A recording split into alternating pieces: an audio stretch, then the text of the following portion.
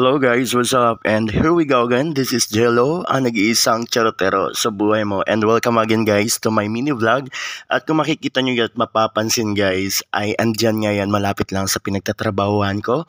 At yan nga ay pinifeature natin ngayon yung mga Christmas decors na kung saan nagbibigay na ng liwanag sa ating mga daan. At yan nga ay isang building dyan na meron namang mga gwardiya na nagbabantay at syempre hindi tayo basta-basta makalapit. At pag uwi ko nga after ko ng break galing syempre sa Lawson ay nag-video na rin ako ng street lights. At hindi nga ito basta street lights lang guys. Ito ay mga Christmas decors na talaga namang nakakaakit at talagang magpupukaw ng inyong attention. Ayun no.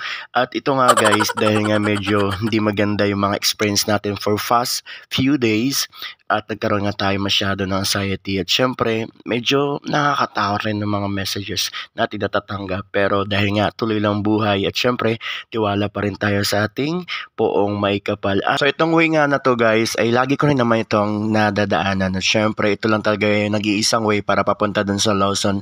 At ngayon nga medyo kakaiba na dahil nga papalapit na yung Pasko at syempre naghanda na rin sila ng iba't ibang mga palamuti dito sa ating daan. Pagkatanda ko nga guys, ito nga ay around 1 AM at break ko nga, syempre lakad-lakad lang muna tayo dito at marami din tao dyan sa labas ng lalakad kasi usually ganitong mga oras ay bukas pa yung mga bars dyan sa may gilid at syempre may mga nagiinuman din at yung Starbucks din ay bukas pa at marami ang tao pumupunta dyan, pumapasyal. Ganitong panahon talaga guys, ang Greenfield ay medyo busy sila sa mga Christmas decors at syempre yung mga Christmas lights and Christmas tree na rin ay pinipilit din nilang maisagawa para matapos na.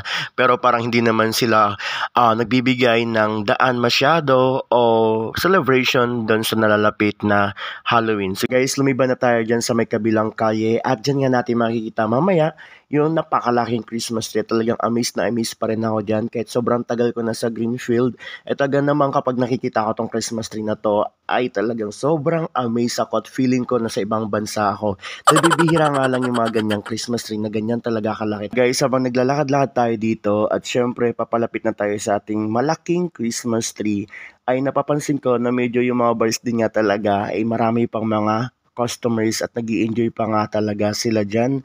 At dyan ngayon sa mga ibandang kanan ko. At ito nga at makikita nyo din dito talaga din yung liwanag ng Christmas tree. At may mga tao din na naghihintay dito sa may gilid. Siguro may mga kasamaan sila dun sa bars, waiting o di kaya naghihintay rin sila ng mga taxi para papauwi. Dahil nga napansin ko guys, bago nga pala ako pumasok kanina, ay parang mayroong mini concert yan sa loob. Isa na rin nga nila para makapagpahinga at makauwi na rin sila. At ito nga guys, andito na tayo sa harapan ng napakalaking Christmas tree. Talagang amazed na amazed na amazed. Hindi pa naman ito guys totally tapos pero napakaganda niya na. Dahil ang alam ko nilalagyan pa yan nila dyan ng mga iba't ibang dekorasyon dyan sa baba. May mga sabsaban, yung kasama si Mama Mary at syempre si Papa Jesus. Guys, kung mapapansin nyo dyan, dito sa harapan ng Christmas tree ay halos wala na rin mga tao.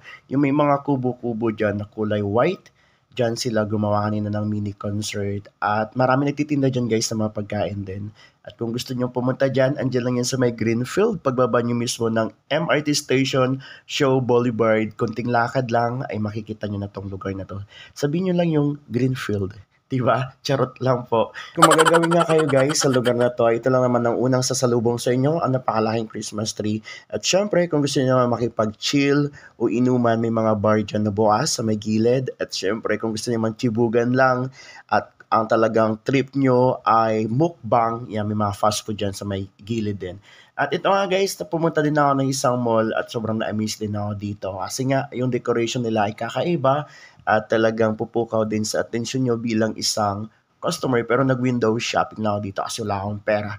At kinuna ko natin ng video kasi para sa mga bata. Hanggang dito na lang. Bye-bye!